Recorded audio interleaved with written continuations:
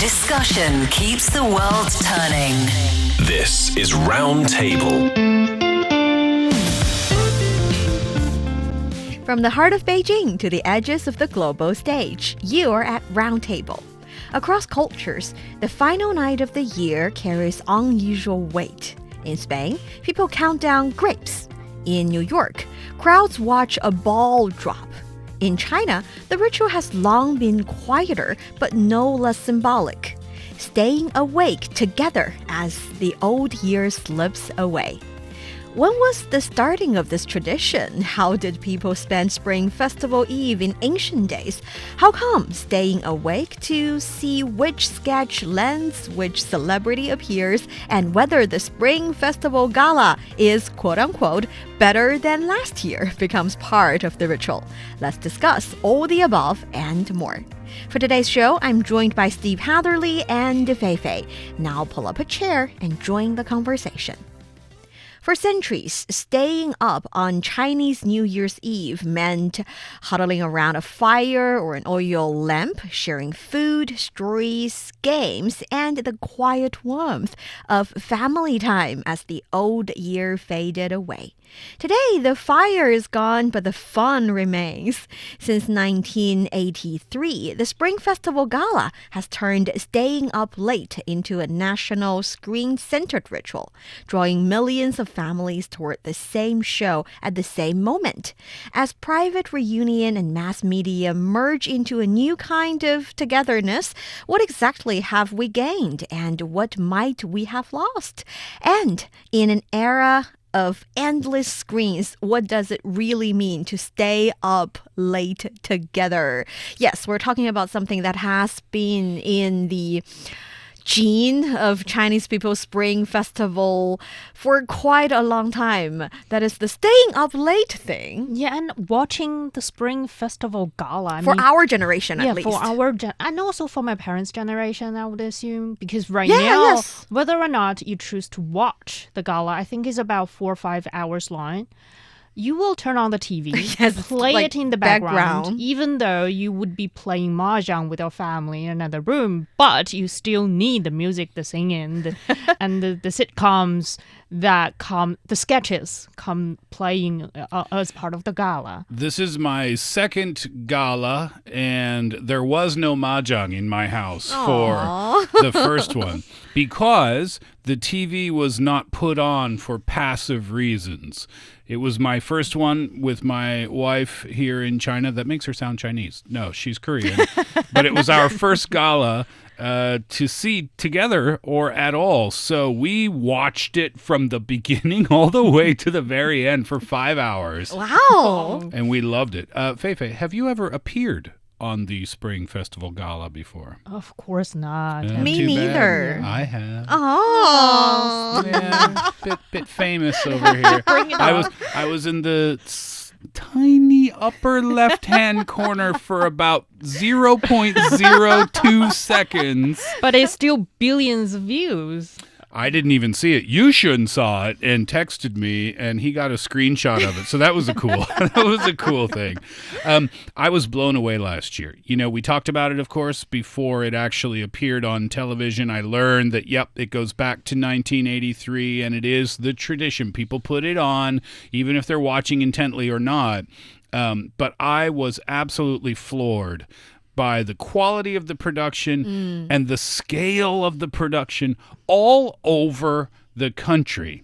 This is hundreds, if not thousands of people involved in this. You told me last year, Niu Honglin, that the preparation for one gala probably begins as soon as the previous gala finishes, meaning it takes probably about a year to put together. Of course, starting from figuring out what are some technologies to use, planning the entire structure, and throughout the entire journey, talking about what celebrities should be invited, what kind of shows are selected, and a lot of rounds of rehearsal in different ways. Sure. But yes, the most intense period of preparation would happen near the Spring Gala airing period of time. But yes, the entire preparation would probably take up the moment the last one was aired. If you've never seen it before, I'll just simplify it in one sentence. The entire country takes part in a live television show in different ways at the same time.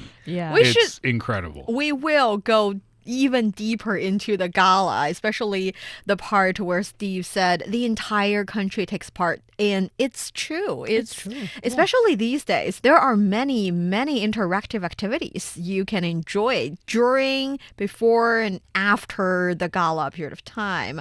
And also, by the time we air this episode, yes, we're doing a pre-recording. We are going to celebrate Spring Festival at home as well, not hearing. So it's not a real live show per se. But by the time we air this, it will be the first day of the year of the horse. So I guess Happy New Year! Happy Chinese New Year! So tell us in the comments or in the form of a email to roundtablepodcast@qq.com whether or not you stayed up late last night. Do kids typically have a bedtime in Chinese culture? Yeah, sure. Around 9. Around 9? Maybe. Different family, different habits. But Spring Gala night, no Different. bedtime. Yes, it's different. They also were encouraged to stay up late. At least stay till midnight. Yeah. And this tradition has been there for a really long time. At least around 1500 years, because according to that's according to some of the historical texts that we can find during the Northern and Southern dynasties, Nanbei Chao, which is 1500 years ago. They recorded about people staying up late, drinking all night to welcome the new year. Drinking all night. Yeah, that's what. That's exaggerated. When you don't have the Spring Festival Gala, that's pretty much what you better can things do. to do. Yes. So before 1983, because this is when it was televised nationwide at that time too. Yes. So, but before that, what would people do in 1982? What did everybody do? That's very precise. Specific. Yeah. But before we have televisions, staying up late is of course one option. But what people do mostly, based on where you are from. For example, in some families from the southern part of China, their big feast happened at night, which is dinner time. So they probably would be eating a lot, drinking some time, chatting with friends, playing some mahjong or poker games. But when it comes to northern families, where I am from, at least, our big feast, we have our big feast twice on the Chinese New Year Eve. One happening around lunchtime, where you can have different dishes, maybe drinking a little, playing some mahjong and pokers as well. And around midnight, we would eat. Around midnight. Another feast at midnight. Just eating dumplings. Oh, okay. Celebrating the transition. With dumplings. But according to, but for families in the southern part, they don't eat dumplings, I would say. They eat like different rice-based food. For example, the sticky rice balls. Or where my husband from, in Fujian, they eat what they call guo, which is some kind of a cake. It can be with stuffings of meat or sweet beans, or they can have no fillings at all, but it's some kind of a cake made of sticky rice and steamed as well. Yeah, there's the dumpling thing for the northern part of the country. There's the glutinous rice balls, 汤圆, for the southern part. Some provinces in the southern part of the country. Both are relatively okay for dumplings. They're not round, but they have fillings, and their name suggests the transition from the previous year to the coming year. So it's a 交子, or to be more precise, 交 means exchange, whereas 子 means midnight. So that's the time of the exchange. And for 汤圆, because it's round, we like round things. We believe it's auspicious. It shows that the family's things are complete in a a rounded manner, meaning that they're 100% perfect. So there's that. And there are always fillings. I don't get how come these good festival food are related to fillings. But 年糕 is not. 年糕 is the sticky rice cake kind of thing. Yeah. It's also for certain parts of the country a must-have during Spring Festival period. So you can see China's huge. So we have different traditions. And I'm sure over time people got bored of the same filling, so they just came up with new creative things to put inside. Creative does not begin to describe the weird thing you can have in a dumpling or Such as? glutinous rice balls or even moon cakes. I personally have tried sticky tofu filling. I don't remember if it were moon cake or sticky glutinous rice balls. It was strange, but as long as you put aside the bias that it should taste a certain way, you're fine. But if you think it should taste a certain way, you're not happily surprised. Grandma and Grandpa don't like the changes. Oh, no. And also for the Spring Festival Eve's night, if you have, the older generation, your grandparents or your parents in the house, you would always stick to the traditions. There is not the time for you to, Be creative. be creative and try new things. You need to stick to the traditions, especially, well, at least in my family, my mom believed, certain foods carry certain meanings. So Fish. you need to have them for this night so that we can have a good year ahead. Okay, I feel like you're That's mad at very- me right now. That's Very very serious. serious. Like, you don't want... Like, when we're making the dumplings, we are not allowed to make mistakes. You cannot mess up on the dumplings at the night. We're not that serious. We're But really- we do put 1 or 2 coins in the dumpling so that whoever gets the dumpling... I thought Dies. that's not the spirit of the new year. You got to be careful with those, though. You can hurt your teeth for sure, but the idea is that it's for good luck. The funny thing is, the rules are always different in my family. I mean, every year. Some year, the rule is that whoever gets a dumpling would have to send red packets to everybody around the table. And sometimes the rule is whoever gets the coin in the dumpling would receive red packets from everybody on the table. That'll pay for that broken tooth. Right? So, and I do remember vividly one year when I was 6 or 7, no one gets the coin, and I ended up going to the wok and fetch for that coin. And it turns out the coin was in that wok because that dumpling could not hold the coin anymore and it broke in the broth.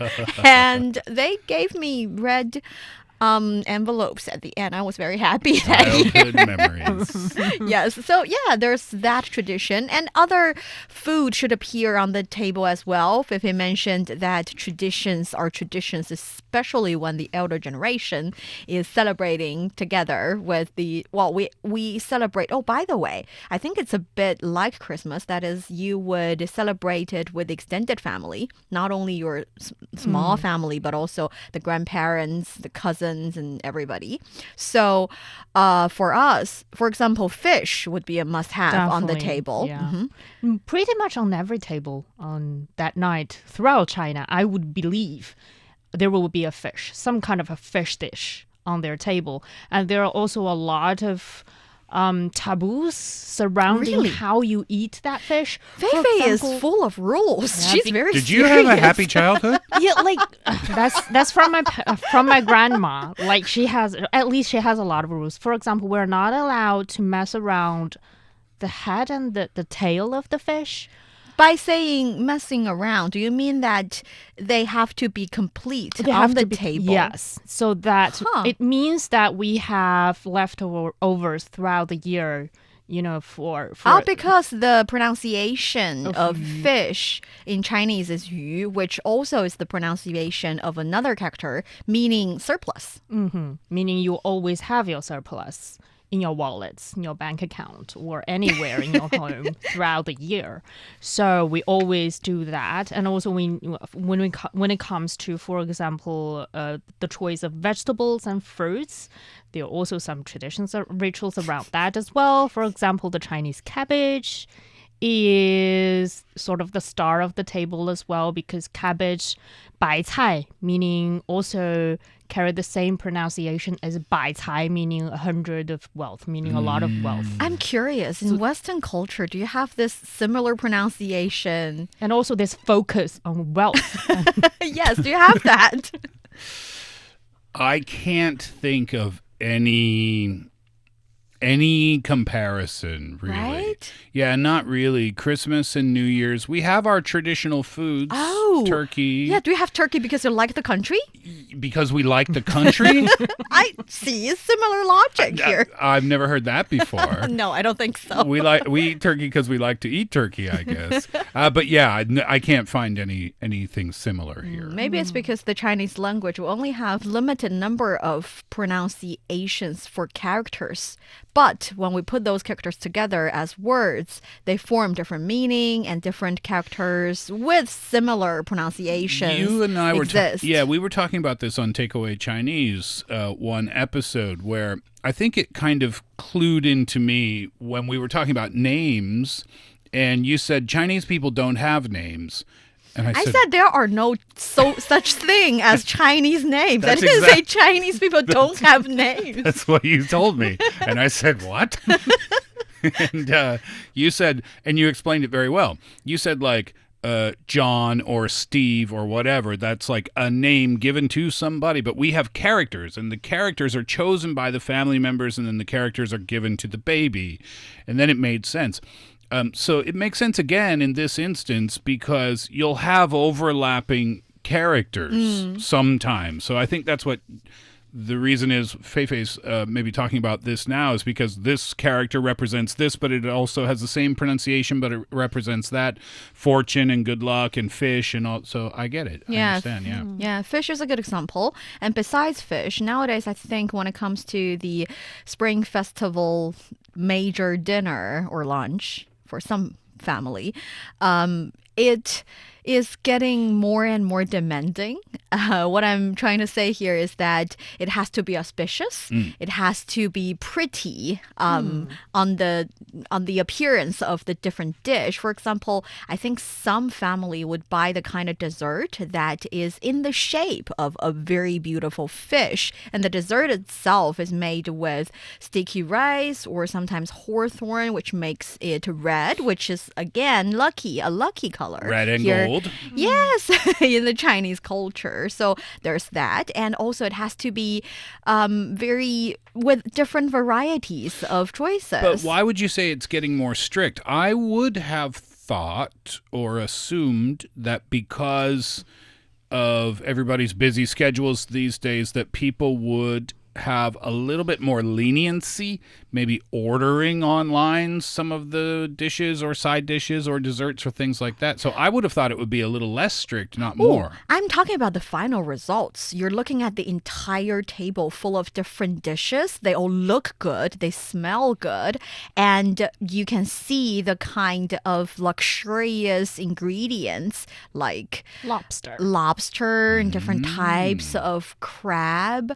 And I'm not saying all these dishes are handmade by whoever's running the family dinner. Many of them could be pre-cooked food ordered from online. All you need to do is microwave it and you have a perfectly tasty and beautiful dish. So you mean it's about the strictness in the presentation and the taste of it. And I think that has to do definitely with economic development. Like for example, in 1982, before we have the Spring Festival Gala, we like that year. Having some sort of a meat dish would be considered a luxury at that time for some families.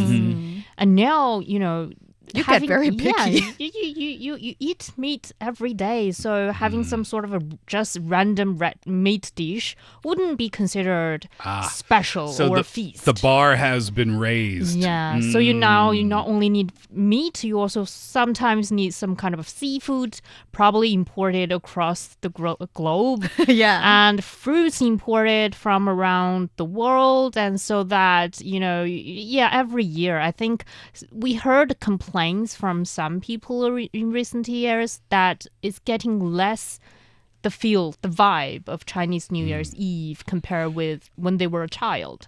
Because and I think, you don't anticipate that much anymore. Yeah, because for children, first of all, you can eat some of the things you are not allowed to eat in other days. And you have your red new packets clothes. piling up in your pockets, yes, that and too. also new clothes. But right now, you won't be very excited about a new set of clothes. And no one would give you red packets. You'll be the one who handing them out. Because you grow up. Yeah. It doesn't because we don't give red envelopes to kids anymore. We still do that. And I was wondering, because for my family, we received the red envelope today, which, well, not really today, but the first day of the new year. But some family would receive the red envelope in the New Year's Eve. Some would even receive the envelope during that major dinner and then put the envelope under the pillow that exact night, the Spring Festival Eve night. Whose pillow?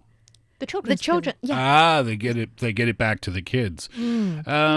Yeah, so the red packets are still a major part of the holiday culture. I guess it's just done differently now. Is it done digitally now, too? Yeah, sure. Especially for families who are not living in the same places. And it was just send them a red packets online through WeChat, for example. And they also have like different covers for those digital packets right now, which is another fun part that people can have a little bit of fun with over here. The funny thing is, when it comes to red envelopes, red packets, in the northern part of the country, it tends to be you give it to those who are young kids. So older generation would give it to younger generation mostly. But in southern part, especially Guangdong province, it's a gesture for everybody. You would give red envelope to the staff member working in your residential community. You would give the employee some red packets from the employer, but the amount of money contained in the packet would be much, much smaller. So it's kind of like a good gesture and a good way to celebrate the new year. It's just something nice to do to whoever. Yeah, exactly. And also they give up in southern part of China, they give up pretty much red envelope on every occasions. For example, a newborn in the family. Yes. You move to a new home, landed a new job, and your family and friends will give out some of the red envelope without having to be majorly with a major expenses wrapped inside it. Mostly it's just changes, like 10 kuai or 20 kuai. Yes. Yeah. And when Steve asked, what did you do when you didn't have Spring Festival Gala to watch, I was pondering on that question, and I realized one thing that my family used to do was to play with firecrackers. And playing with is the word I used because I was the kid and I was really just playing with them. There are those that are very, very loud. There are those that are beautiful and splendid because you're doing it during nighttime. They're just pretty. And what I didn't realize is that tradition also has a long history, and they take different forms in different period in the Chinese history. And the starting form is the what we call year fire, which is a flame lit in the courtyard, originally meant to ward off evil. And then it turns to the kind of almost toy or childish activity that can be enjoyed for the entire family. But that's one thing. Another thing is, for my family, for example, my parents, when I was little, they would go out and lit up the crackers for the sound, and it's also for a auspicious next year. So for them, they're not playing. It's a part of a ritual. So it started with the flame in the courtyard, but then it moved on to firecrackers these days. At least for my family. And I think this ritual, this either lighting up a fire and also, playing or just lighting up some of the firecrackers, in the past has attachment when it comes to drive off the evil. Because in the past, the Chinese New Year is some sort of related to some of a evil spirit, and there will be traditions and rituals surrounding how to drive off that evil so that we can enjoy auspicious New Year. But now it's more just about fun and entertainment. Yeah. I used to hate those firecrackers at midnight. It was so loud. You can't mess around with the I firecrackers? can't hear the Spring Festival Gala. It was so loud. So I really hated it when I was a child. One thing we have to say is that I think for the past 5 years or 10 years, I cannot remember vividly, because those are firecrackers and they pose harm to the air quality in the city. And especially if you're doing it in a very populated city. Imagine every family doing it at one night. How bad the air quality can turn to the next day. So it was banned in city center especially for several years. And I think that has something to do with the kind of material and the kind of technology used in the making of firecrackers. But somehow, because if we're talking about less populated areas and countryside or the outskirt of a major city, I think it's still allowed, and it is part of the, Spring Festival fun. So I have a question. I know that during the New Year, people say 新年快乐, which is Happy New Year. Xin means new and Nian means year.